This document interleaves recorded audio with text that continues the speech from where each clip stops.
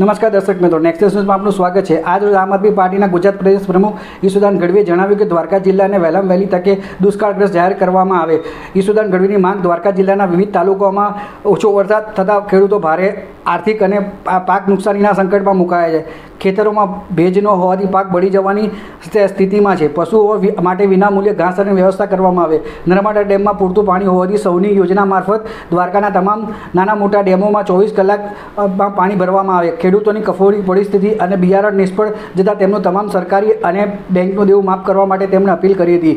દ્વારકા જિલ્લાના પાંજરાપોળોમાં આશ્રય લેતી ગાયો અને પશુઓ માટે લીલા ઘાસ અને તાકીદે સરકારી વ્યવસ્થા કરવા માંગ કરવામાં આવી। તો દર્શક મિત્રો, આ અંગે વધુમાં તેમણે શું કીધું તે આપણે સાંભળીએ। આમ આદમી પાર્ટીની પત્રકાર પરિષદમાં આપ સૌ પત્રકાર બંધુઓનું સ્વાગત છે। મિત્રો, છેલ્લા 4-5 દિવસથી દ્વારકા જિલ્લાના વિવિધ ગામોની મુલાકાત લીધી છે। ખેતરોમાં ખેડૂતોને મળ્યો છું ત્યારે 3-4 વસ્તુઓ સામે આવી છે। અત્યારે દ્વારકા જિલ્લામાં ખેડૂતો ખૂબ પરેશાન છે। ખંભાળિયા, ઓખામંડળ, કલ્યાણપુર અને ભાણવડ આ 4 તાલુકાઓમાં વરસાદ થયો નથી। તમે જુઓ, જે રીતે સરકારી આંકડા છે એ પ્રમાણે ઓખામંડળમાં માત્ર 15 મીમી વરસાદ છે, જ્યારે ખંભાળિયામાં 90 મીમી, કલ્યાણપુરમાં 31 મીમી અને ભાણવડમાં 74 મીમીની આસપાસ। એટલે ખેડૂતોના ખેતરોમાં જઈને પણ મેં ચેક કર્યું છે કે દુષ્કાળગ્રસ્ત જ્યારે જાહેર કરવાનું હોય ત્યારે એના નોર્મ્સ પ્રમાણે એક તો વરસાદ ઓછો હોવો જોઈએ, સાથે સાથે પાકને નુકસાન હોવું જોઈએ અને જમીનમાં ભેજ ઓછો હોય। આના સહિત કેટલીક બાબતો જે દુષ્કાળગ્રસ્ત જાહેર કરવા માટેના નોર્મ્સ હોય છે સરકારના, એ પ્રમાણે મેં ભાણવડ તાલુકામાં, કલ્યાણપુર તાલુકાના કેટલાક ગામોમાં, ખંભાળિયા તાલુકાના ગામોમાં, આ બધામાં મેં જાતે વિઝિટ કરી અને જોયું છે કે 4 થી 6% માત્ર વરસાદ થયું છે। સાથે સાથે કેટલોય પાક ઉગી નથી શક્યો, લગભગ 25% જ બિયારણ ઉગ્યું છે।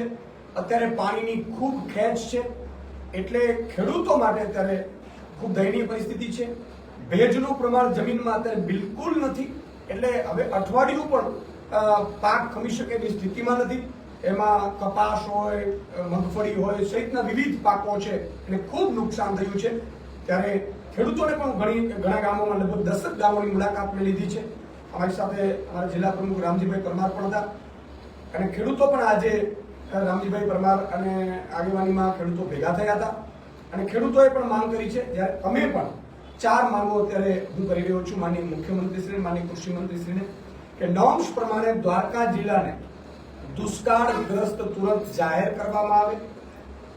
બીજું કે અત્યારે પશુપાલન માટે કોઈ ઘાસચારો નથી, અત્યારે પશુ ચરી શકે એટલું ચારણ પણ નથી થયું, તો તુરંત જામનગર જિલ્લામાં વરસાદ સારો છે છતાં પણ સારી વાત છે, ઘાસચારો શરૂ થયો છે, જ્યારે દેવભૂમિ દ્વારકા જિલ્લામાં હજી સુધી કરવામાં આવ્યું નથી। તો ઘાસચારો છે એ વિનામૂલ્યે શરૂ કરવામાં આવે। સાથે સાથે અત્યારે નર્મદા યોજનામાં તમે જુઓ, નર્મદા ડેમમાં તો 132 મીટર ઉપર નર્મદા ડેમ અત્યારે પાણી વહી રહ્યું છે। 138 હમણાં મધ્યપ્રદેશથી વરસાદ થશે તો ત્યાં ઓવરફ્લો થશે, તો અત્યારે તો પાણી સંગ્રહ પડી રહ્યું છે। તો તુરંત નર્મદાનું પાણી સૌની યોજના મારફતે, અને સૌની યોજનાનું પાણી સૌ વિવિધ જે ડેમો છે એમાં કેટલાક ડેમો છે, સાની ડેમ છે, ઘી ડેમ છે, વર્તુ 2 ડેમ છે, ગઢકી ડેમ છે, સેડાબારથી ડેમ છે, વેરાડી 1 અને 2 ડેમ છે, કડોનાર સિંચાઈ યોજના છે, સિંહણ નાની સિંચાઈ યોજના છે સહિતની તમામ જે નાની સિંચાઈ યોજનાની ડેમો છે એમાં સૌની યોજનાનું પાણી 24 કલાકની અંદર છોડવામાં આવે એવી અમારી માંગ છે। તો આ 4 માંગોને લઈને હું માનનીય મુખ્યમંત્રી, માનનીય કૃષિ મંત્રીશ્રીને વિનંતી કરું છું કે તુરંત આ 4 માંગ પૂરી કરવામાં આવે। બીજું કે મેં કેટલાય ખેડૂતોને મળ્યો છું, ખેડૂતોમાં અત્યારે કારણ કે બિયારણ છે એ લગભગ ફેલ થઈ ગયું છે, એને હવે ઉપજ આવશે એવું લાગતું પણ નથી, તો બેંકોના દેવા પણ ખેડૂતોના માફ થાય એવી અમારી માંગ છે। કારણ કે અત્યારે ખેડૂતો દેવભૂમિ દ્વારકાના ખેડૂતો ખૂબ ચિંતાતુર છે, ખૂબ અત્યારે એ દેવભૂમિ દ્વારકા ઉપર મોટું આભ તૂટી પડ્યું છે એવું સમજો ખેડૂતો ઉપર, એટલી સ્થિતિ અત્યારે ખરાબ થઈ ચૂકી છે।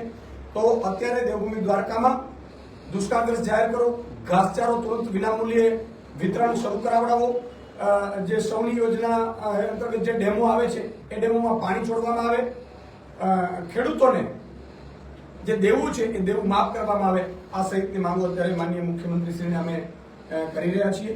અને પાંજરાપોળોમાં અત્યારે હાલત ખૂબ ખરાબ છે. અત્યારે જે ગામોમાં પાંજરાપોળો છે અથવા તો ગાયો છે એની હાલત દયનીય છે. તો તુરંત ઘાસચારાની વ્યવસ્થા, લીલાની વ્યવસ્થા પાંજરાપોળમાં પણ સરકાર તરફથી કરવામાં આવે એવી અમારી માંગ છે. આ હતા આમ આદમી પાર્ટીના ગુજરાતના પ્રદેશ પ્રમુખ ઈસુદાન ગઢવી. તેમણે ખેડૂતોની માંગ અને ખેડૂતોની વ્યથા અને ખેડૂતોને જે તકલીફ પડી રહી છે તે તેમણે પોતાની અને ખેડૂતોની માંગણી સરકાર સામે રજૂઆત કરી હતી. તો દર્શક મિત્રો, આ અંગે આપનું શું કહેવું છે, શું મંતવ્ય છે, તેમને કોમેન્ટ બોક્સમાં જરૂરથી લખીને જણાવશો. દર્શક મિત્રો, આવા સમાચાર જોવા માટે આપ અમારી ચેનલ લાઈક કરો, શેર કરો, સબસ્ક્રાઇબ કરો. હજુ તમે દર્શક મિત્રો અમારા અહેવાલને ફેસબુક પેજ પર જોઈ રહ્યા છો તો તમારા ફેસબુક પેજને ફોલો કરો. ઇન્સ્ટાગ્રામ પર જોઈ રહ્યા છો તો તમારા ઇન્સ્ટાગ્રામ પેજને ફોલો કરો.